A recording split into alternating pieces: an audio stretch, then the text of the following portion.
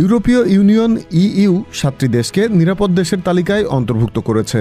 বুধবার প্রকাশ করা এই তালিকায় বাংলাদেশ ছাড়াও রয়েছে কসোভো, কলম্বিয়া, মিশর, ভারত, মরক্কো ও তিউনিসিয়া। ইইউ পার্লামেন্ট ও ২৭ সদস্য দেশ অনুমোদন দিলে তালিকায় থাকা দেশগুলোর অবৈধ অভিবাসীদের ফেরত পাঠানোর পথও সুগম হবে। তাছাড়া নিরাপদ বলে ইউরোপে এই দেশগুলোর নাগরিকদের জন্য রাজনৈতিক আশ্রয় পাওয়া কঠিন হবে।